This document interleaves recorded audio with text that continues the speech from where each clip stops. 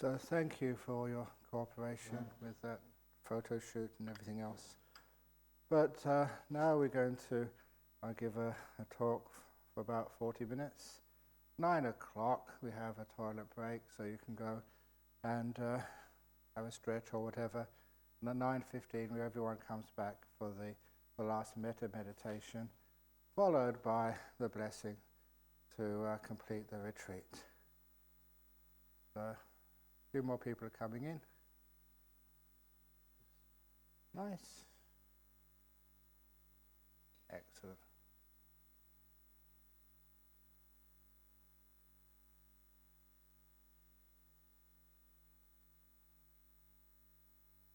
So sometimes when there's a tiny bit of activity and a bit of noise, you realize just how quiet you have become.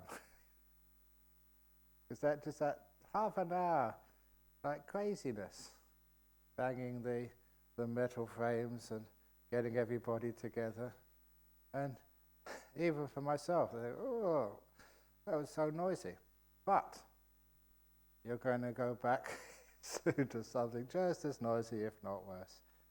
So what it does do, though, it shows you just how much that people do calm down and become still, coming to a place like this, which shows you some of the benefits of the meditation. So, as I mentioned in the very first story I think I gave at the beginning of the retreat, that sometimes you are surrounded and there's nothing to do, and so it's a waste of time fighting, you sit down and relax. You learn that skill of relaxation, just leaving things alone, letting it be. And then so that when there is something to do, they can actually give it everything you've got and just work quite harmoniously and to do the duties which we have to do in life. So that balance between activity, which is, I said yesterday, was service, doing something for some greater cause, and also the stillness, the peace, is like the heart of our spiritual life. And it's not just about sitting down and being peaceful. I'd love to be able to do that.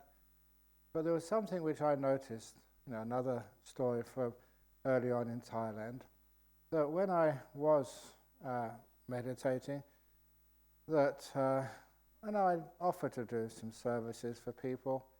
And because I did services, I wasn't around in going to the quiet places as often as I would like. I did things like volunteer to do the visas for the other monks and also to check out on the Vinaya. And so because of that I was a little bit more busy than the others. But what was really strange was when the others would have to come back once a year to sign all their visa forms and make sure their passports were okay. But when they actually came down, and we talked, we chatted about our meditation, I was actually quite surprised. But even though that some people had much more opportunity, much more solitude, being looked after by others, but still my meditation was actually much better. And I sometimes wondered why it was that if you spend the time just sitting in a cave, just by yourself, weeks, months at a time, sometimes it doesn't work. All the opportunity, but nothing really happens.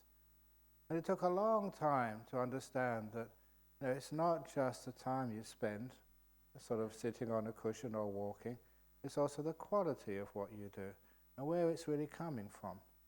And if it's really coming not to develop oneself, but to disappear, to get more selflessness rather than more what I need, what I want, what I should deserve, that sense of what they call these days entitlement. If it is more something in between, you find it's far, far, far more beneficial. There is that part of our spiritual life which is looking after one another, selflessness, service, renunciation. Somebody asked me just on one of the interviews, well, is it just monks who have to renounce? Of course not. We all have to renounce somewhere or other in our lives. If you are married, you have to renounce. Yes, you will get attracted to other people outside of marriage, but you've committed to a marriage. And if you don't know the difference between just having a relationship, just boyfriend, girlfriend, and being committed in a marriage, it's a difference between what we call bacon and eggs. And if you don't know that story, in bacon and eggs, the chicken is involved, but the pig is committed. Okay, it takes a while for you to get it. The pig has to give its whole life. There's no turning back. Chicken just gives an eggs and walks off. So that type of commitment, of course, is an act of renunciation. And of course, later on, if you have kids and other things, that's more renunciation. And so because of that everywhere you go in your life, it always has to be some renunciation, some letting go, some restraint. So that restraint, renunciation, part of the life, and service to others, even to see sort of Ajahn Chah. I remember with one monk, we were building a big hall over in our monastery in Thailand. And then when Ajahn Chah came to visit, he asked the abbot at the time, he said, "How's the hall going?" He said, "Oh, I'm not really worried about the hall. I let it go. I let the lay people look after the hall." You know what Ajahn Chah said? Oh, he really shouted at this monk, this tall Western monk whose name shall not be mentioned. I should be naughty. But that really was a lesson to me, because he said, no, even as a monk you should take responsibility of what you're doing. And if you start a project, or if you get involved in a project, you should actually see it to the end. Otherwise, you're not being responsible. Even monks have to be responsible, as long as it's not too much. Nuns as well, make sure you commit to the task, and then eventually it comes to fruition for the sake of your happiness and other people's happiness. Because obviously I get a lot out of having a nice place where I can teach meditation, and a nice cave where I can meditate myself. And so all these things, they don't come from empty space. They just come from a lot of hard work and a lot of care. To me, that's inspiration. It's a letting go, not what I want to do, but what's the best thing to do. And that sense of lessening the sense of self-restraint, lessening the ego, lessening craving, and with it lessening ill will and anger is so important. You find the more you want, the more that sometimes you get frustrated. And when you get frustrated, that usually turns to anger. And from anger it turns to depression, just real frustration. You just give up. What's the point? So a lot of that comes from just too many cravings, too many desires. So sometimes that's one of the reasons why, for restraint, we learn how to just let go. If you can do something, fine. If you can't, well, just leave it. Maybe later on it will sort of change itself. But that's all a part of this mind which can let go when the time is to let go. And that's one of the reasons why that when we're in a meditation retreat, we train in that. We learn the skill of sitting here, even though it's not perfect, even though you may have a headache, you may have a bum ache because you sat too long on a cushion, you may have a stomach ache, you may have an ear ache because you listen to the same old jokes too many times. Whatever ache you have, that after a while you say, well, I just can't get rid of this. I'm going to let it be. I'm not going to fight it anymore. I'm going to sit down and just be and see what happens. So if that sort of attitude, if you know how to let things go, know how to be by oneself and just not fight the world, you'll find the world actually just becomes very, very peaceful. And it means there's many, many things you can do in your life which will, bring you a lot of peace and a lot of success. Happiness in your spiritual life, peace, in your relationship, in your family, and also happiness just everywhere in your life. And just examples of these, because teaching by stories is one of the best.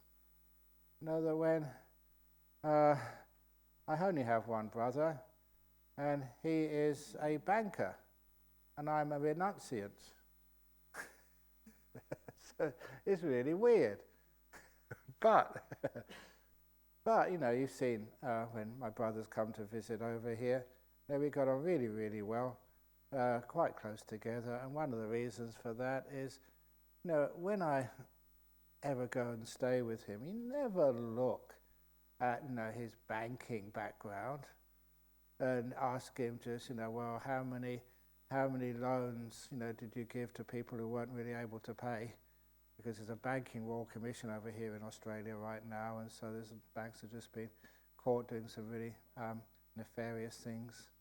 But you know, you don't look at, you know, any of other people's philosophies of life or differences. You start to look at the beauty and the good in them. And of course, that's, you know, what I learnt in Thailand. That Ajahn Chah would always just look at you. He'd hardly ever criticize me, which was really weird. He'd always just laugh when I made a mistake and say, "Oh, well done, when you did something well." So that was, you know, quite strange to me. It's a different type of teaching, always looking for the good in another person and praising that. And I took that further, that teaching in prisons. When I went to teach in a prison, I'd always get on very well with the prisoners, to the point that I had to give that up after a while because of too much other duties.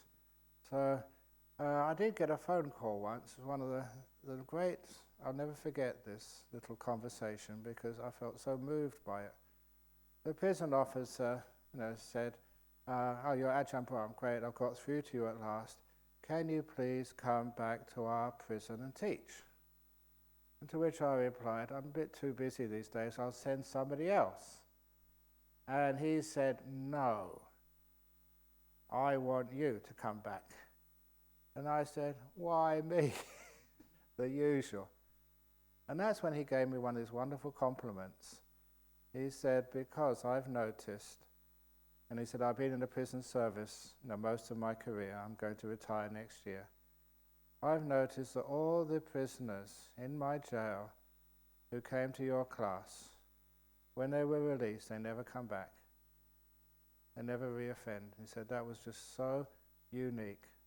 I want you to come back and do it again." And that was a wonderful little piece of praise. That somehow or other you'd made a difference, and the prison officer had seen this. The other piece of praise I always remember was when I did a funeral service for somebody in the early days, and afterwards the funeral director, he came up to me and said, "I've done so many funeral services, that was really inspiring. Can I book you to do my funeral service?" Praise from the professionals.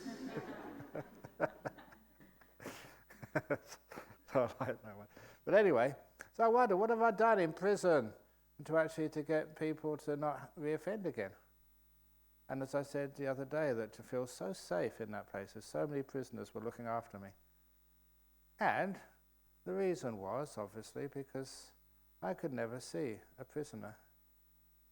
I could never see a criminal. I could never see a murderer, a rapist, a thief. All I ever saw was a person who'd murdered, a person who'd raped, a person who'd stolen, but never a thief, never a murderer. It reminded me of that's what probably the Buddha saw in Angulimala. He wasn't a murderer, he was a person who'd murdered. And the two were so different. And if you want to know the psychology story behind that, it was of the two children in the supermarket checkout. In parallel aisles, one dropped a jar of honey, the other one dropped a carton of milk. They both fell on the floor and they both smashed. I think I told this in an early evening talk.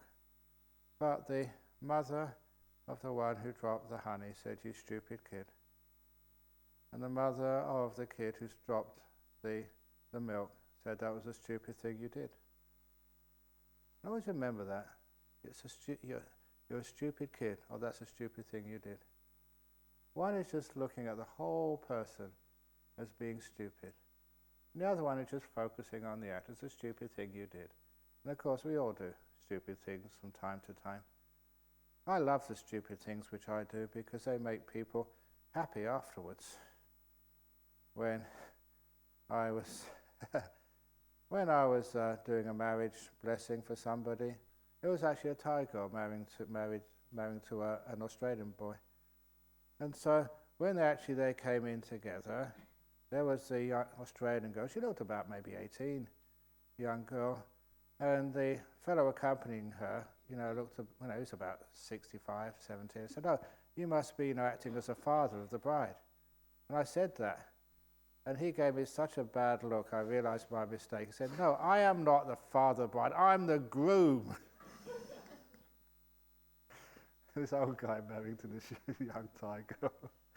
So we never got any donations that day. These things happen sometimes. You really put your foot in it. The other time I was doing a funeral service, and it was for a Sri Lankan disciple here, and he said that one of his parents had passed away. I didn't know the parent, but the child used to come to the temple a lot. So I said, "Yeah, sure, I'll do the funeral service." So you do the funeral service, you welcome everybody, thank you for coming on this occasion.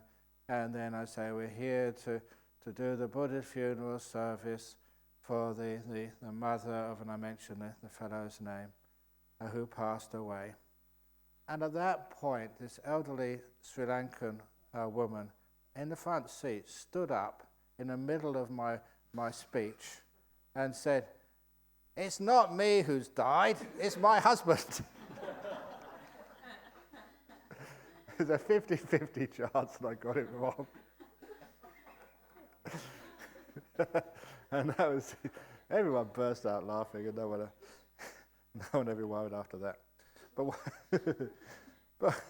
what it was, you make mistakes in life, nobody's perfect, but you focus on the other part of a person. It's not a stupid monk, it's a stupid thing I did, but you're not a stupid monk. You look at the beautiful side of things. And that's actually a wonderful way of developing your meditation. You don't just think, I just had lots of aches and pains. Why do we always keep remembering the rubbish parts of our past? You don't learn from that at all. It just makes us dispirited and just upset and depressed and angry. Instead, we always learn about the beautiful part of our life. And it also gives us a lot of confidence. Even the prisoners, they're not criminals, they're people who've done crimes. You're not sort of a hopeless meditator. You've just been a meditator who's done hopeless things.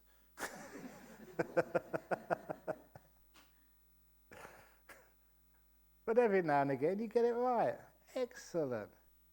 Because, to get insight, you don't need to sort of have meditation really, really good continuously. You just need that one, jump above the wall of ignorance so you can peer over the top. And you just see it once, and then, great, now you understand.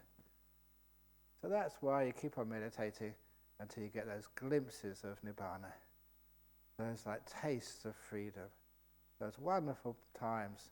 But it's not continuously. Those wonderful times when you're meditating here, you really let go and it feels so peaceful and so great. That's what we're here for, is to get those little insights. And that encourages us. It shows that yes, you can do it. If Angulimala, the serial killer, could actually become enlightened, why not you? How many people have you killed in your life? Are you up to 99, the number which Angulimala did? So if they can do it, why not you? So because of that, it gives us encouragement, and it also, we learn something very, very important, that in our life we can get so upset, we can get so negative. We want to destroy, to leave, to run away because we're focusing on the 2 bad bricks in the wall. In our job, in our relationship, even in our body when it gets sick. For goodness sake, don't just focus on the 2 bad bricks. You want to destroy stuff. Focus on the beautiful things in yourself and in the world. It's called renunciation. Renunciation of negativity. Letting go. And just seeing some peace and some beauty. And some gratitude. The gratitude which at the end of a retreat really comes to the fore. Yeah, I'm sure that, you've always been praising Bianca. She's done a wonderful job. And I'm sure that sometimes she's forgot to do something. That sometimes there wasn't enough bread put out for the toast. Or there wasn't enough, maybe she scolded you, for not doing your duty appropriately. Or maybe I don't know what she did, but anyway, there's always things which, you could be, but you have gratitude. Wonderful, because doing that yourself would be impossible. You have gratitude for your rooms. Yeah, they may have been able to be better, may have been a little bit, usually pretty clean, but every now and again you see something in there. My room had mice in it. 5 of them. But we managed to send those mice on what they call charika, on Tudong. Because we thought, once we try and keep our kitchen in Bodhinyana really clean. You know what happened once? There was a mouse in that kitchen, and so we put a trap down for the mouse, the little traps which don't kill the mouse. You know what happened to that mouse? It was so fat it got stuck in the mouse trap. It didn't go all the way in. It's only a Buddhist monastery to get such fat mice. In a sense, I was quite proud of that. It was so kind, the mice were the fattest ever, and even the mouse trap. So even if you do get mouse traps, if you want to offer any mouse traps, ones which don't kill anything, just make sure it's supersized for monastery mice. We got a cat, but that cat is such a lazy cat. He just sits there all day. But anyway, so when, it may not be the most perfect, but it's really good enough. I have this wonderful gratitude. Thank you. And so we work with what we've got, and if we try and get the most perfect meditation monastery or temple or retreat center, it's never perfect enough. I know they had this retreat center, which at the time was state of the art, in the International Meditation Center, Inside Meditation Center in Barre, Massachusetts. They really put a lot of money into making it very, very comfortable. But then they did this idea, they put a complaints box up. So they invited people, please, can you give us some suggestions to make it better? And you know what happened? The box wasn't big enough. So many, the closer you get to perfection, the more you see the problems. Which is weird, isn't it? For a supermodel, the more they are to the perfect face, just one little pimple, would just really mess up their whole day. But for the people here, one little pimple, that gets lost amongst all the other pimples. But that's what happens. When it gets so close to perfection, that's when we get really upset, because we expect too much. And that expectation, that lack of gratitude. Gratitude is the opposite of demanding and wanting more and wanting it to be better. And you can see that in a retreat center, in a monastery, but more importantly, that's a reflection of our mind. We always want something more. It could always be better. But the pursuit of excellence is called just the wheel of samsara. Round and round and round and round, never ends. Because instead of pursuing excellence, something better, something more, something to improve. We find that, no, this is good enough for us. And somebody mentioned this story. Again, this is the old story of the nun. It had to be a nun, because that's how I read the story. This wonderful bhikkhuni who was meditating in a cave. And in meditating in her cave, she went on alms round in the morning. And when she came back, she found a mouse had eaten a little hole in her robe. There's that story. It's a very lovely story. And eaten a little hole in her robe. And so she got out the needle and thread and a piece of cloth to patch up the hole in her robe. And as she was patching up that hole in her robe, she began to contemplate. This is not the first time the mouse has been eating her robes. And it's just a pain to have to keep patching up her robes. So as she was patching up her robe, again, she thought, why don't I get a cat? If I have a cat in my cave, then that will chase the mice away. Not the cat will kill the mice, but just the smell of a cat in there, the cat will just chase all the mice away. So I won't have to patch my robe anymore. Oh, what a good idea. So she went into the village.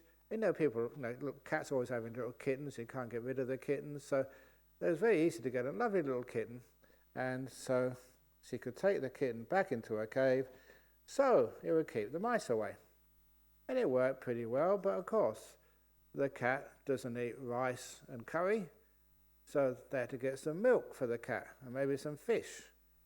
And so she had to ask the villagers, a bit of milk or a bit of fish for my cat to keep the mice away, so I don't need to patch my robes. And they were very good, and they gave a little bit of milk every day for the cat. So the cat was very happy, but just asking for milk every day and carrying it back from the village was a bit of a chore. So she thought on the way back from alms round, why don't I get a cow? Because if I have a cow, then I don't need to keep asking the people for milk, and I can milk the cow myself and get the milk for the cat to keep the mice away, so I don't need to patch my robes. So they managed, to have these big alms offerings every now and again, like on the New Year, the Thai New Year. They always ask what you need for the monastery. And so we do have a cat, but I haven't asked them for a cow yet. But she asked, can we have a cow? So they gave her a cow. And of course, once she had the cow, she could milk the cow to get the milk to feed the cat to keep the mice away, so she didn't need to patch her robe. But then, milking the cow, and the cow needed something to eat as well. So she'd always go and ask for a big load of grass every day on alms round for the cow. And that was a bit of a pain, carrying all the grass back, for the cow to eat, to get the milk, to feed the cat, to keep the mice away, so she didn't need to patch her robe. So she thought, why don't I get a field? Because if I have a field, I can put the cow in the field, and I don't need to sort of keep carrying grass back. It's on my own field. So she managed to get even a big alms offering, the katina at the end of the year. They got a field offered, and lots of merit. That's what they called it, a field of merit? Oh, come on. At least somebody laughs at my terrible jokes. Thank you so much. You can come every day, Steve. Pity it's, this is the last talk. And because he wants to be an anagarika, and so he knows how it works. Always laugh at the boss's jokes, and then you do well in life. So he got a field to put the cow in, to milk the cow, to get the milk, to feed the cat, to keep the mice away, so that they didn't need to keep patching her robe. But then it became a lot of work looking after the field and the cow every day. So I thought, what I really need is an attendant, like a little boy. Because, there's so many naughty boys in the village, and they'd like to actually send them to a monk or a nun for good sort of training. So they found one of the naughtiest boys, have some good training, to look after the cow, to milk it, to bring the milk to the cat, so the cat could keep the mice away, so she didn't need to keep patching her robe. But then, the the boy needed some place to live. You can't live in a cave with a bhikkhuni, that's against the rules. So she had to build a little hut for the boy, just outside the front of the cave. So she managed to talk the lay people, a bit of wood here and some stuff there, so that she can build a hut for the boy to look after the field in which the cow lived, to get the milk from the cow, to feed the cat, to keep the mice away, so she didn't need to patch her robe.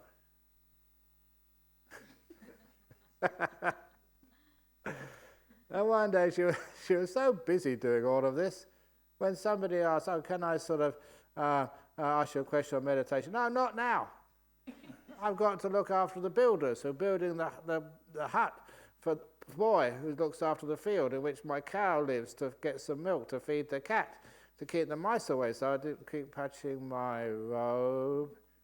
And then she started to think, something is going wrong here. And so she realized that we call this materialism. Work so hard to get a nice big house so we don't have to worry anymore. You spend all your time worrying about paying off the debts and cleaning the house. And so she gave away the field, gave away the cow, found a nice place for the boy, gave the cat to a good home, and then didn't have anything. So when she went on alms round, she came back from alms round, and as soon as she came home from alms round into her cave, she found a big hole in the robe where the mouse had come back and eaten it. But now she happily sewed the patch in the robe. There's a wonderful little story about simplicity of renunciation. Try and keep it as simple as you possibly can. Yeah, this retreat centre is built for you, not for the monks or for the nuns. It's built for you, it's comfortable. But is it good enough? Maybe I should get a cat in the teacher's cottage to keep the mice away so it doesn't keep running around in the middle of the night. Maybe, but then when I've got a cat, I need a cow. And there's plenty of land over here to get a cow. Sometimes it's so easy to get lost in that. Improvements. And it means just more worries. So sometimes it's good to have a little bit of simplicity. Even improving your meditation. Is that a good idea? You know what happens? You get nimittas. You got nimittas in this retreat, and you come back the next retreat, and you say, you want more. You want to improve your nimittas. You only got first jhana this retreat, so you want to get second jhana. Is there something wrong in that? Spiritual materialism. Always wanting more. That is not the way to enlightenment. Spiritual letting go. Just being able just to come to the next retreat and just make a resolution. May this retreat be worse than my last.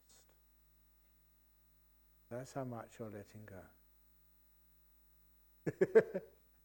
And of course what would happen, because you're not asking for anything, you're not aspiring for anything, just whatever happens is fine. Which means that's when you really go deep in meditation. When you renounce and let go, rather than trying to amass more things. Learning how just to let go as much as you possibly can. That's why just all the vehicles which we have in this monastery, they're all old ones. Because they're great when you have an old vehicle. You can park it anywhere in town, and no self-respecting car thief would even look at one of our cars.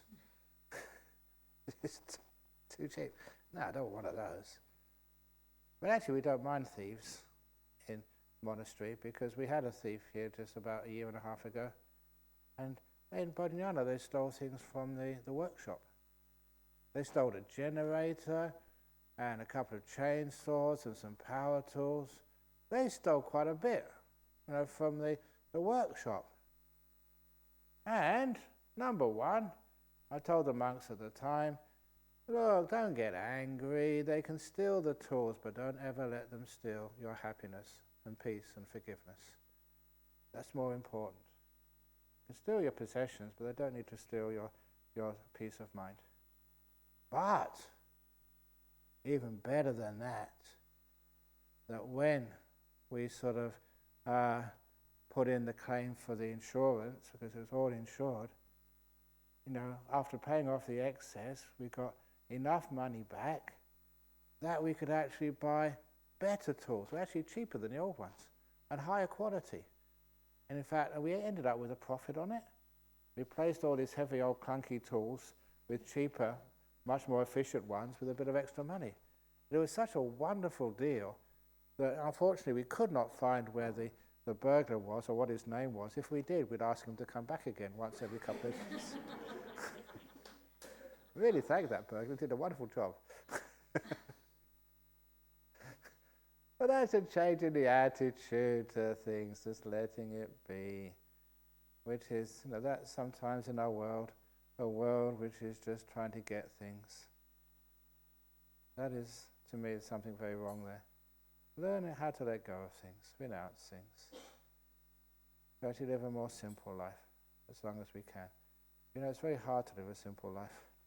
Sometimes I think it's more work trying to live a simple life than living a complicated one, because it goes against the grain of things. But anyway, we get there.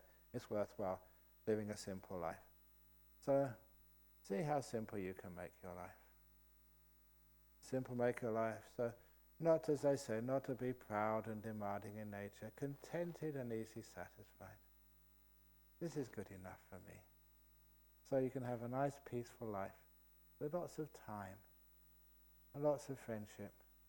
The greatest wealth in life is not the amount of money you have in the bank, but how many friends you have. Real friends who can always be there for you, whose company you enjoy. That is the real wealth of life, as you probably know. And the greatest freedoms in life is not having enough money to go wherever you want, whenever you want. It's the freedom to have such a good attitude, you have a healthy body. So, you're not sort of consumed by aches and pains and sicknesses. So those are the things which we really look for. If you are going to be amassing real wealth, that's a real wealth. Friendship, kindness, letting go, peace, good health. And that all comes from a healthy mind. If you have a kind mind, you have lots and lots of people who are your friends. If you have a kind mind, then nimittas and other peaceful states, they also are your friends. They come and visit so often.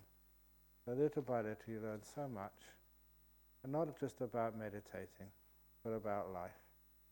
I know that sometimes people think a meditation retreat is one thing, but the real world is something else.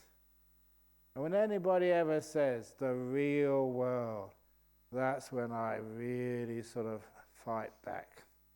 What do you mean, the real world? When you go out into the city or into the airport, how many people you don't actually see what they really look like? They're full of hair implants, hair dye, breast implants, deodorants, scents, makeup. Is that real?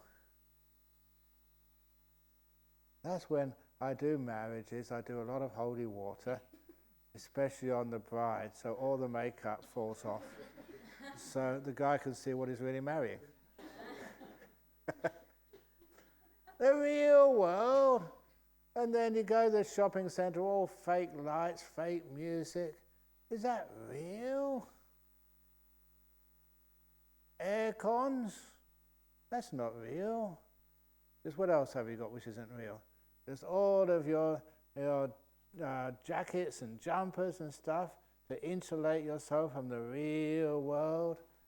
Just umbrellas so you can never get wet. And then when you were a kid, jumping into puddles and getting mud all over you, to me that's real. So, real world. What is the real world? And in fact, this is much closer to the real world than probably any other place you're going to go to in the next week or 2 weeks or 3 weeks. This is the real world. So welcome. Fortunately, you're going to go in the fourth world. People are going to sort of, unfortunately, say untruths to you. They're going to promise you things which they will not deliver. They will just say nice things to you in front of your face, but bad things behind your back. They will just deceive, unfortunately, because that's what we think is the real world is not real at all. This is the real world. So, please remember, nature is sometimes very, very real, maybe confronting, may have a few mosquitoes or flies, but that's real. At least you're here. When that mosquito is biting you, you're in the present moment. You can't avoid it. So sometimes it's nice actually to know that you're practicing how to be peaceful in the real world. You don't need to run away. And you can accept one another. You don't need to put on a face, or put on a wig, dye your hair. I never dye my hair.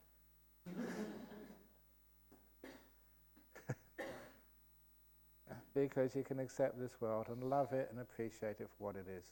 Beautiful gratitude to life. Thank you for being here for me, life. And then you don't need to hide it, to fake it. Yeah, sure.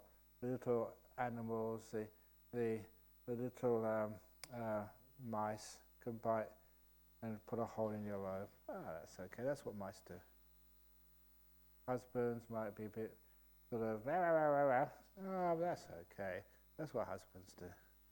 Wives may back. That's what wives do. Monks may always go on and on and on telling the same old joke, but that's just what monks do. After a while you get to sort of appreciate and love and just feel so happy that these people are here. So thank you for being fellow meditators on this journey of peace, wisdom and kindness. Thank you for being here.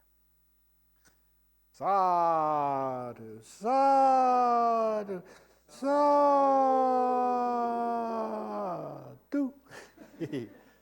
Okay, so we now take a break for 10 or 15 minutes. At 9:15, it's 9:04 now according to this one. Please come back. We'll start the loving kindness meditation to finish at... What are you doing? So?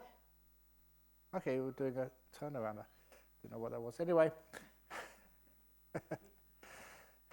So, come back and then we do the half an hour meditation, finishing off with the chanting the blessing for the end of the retreat. Very good.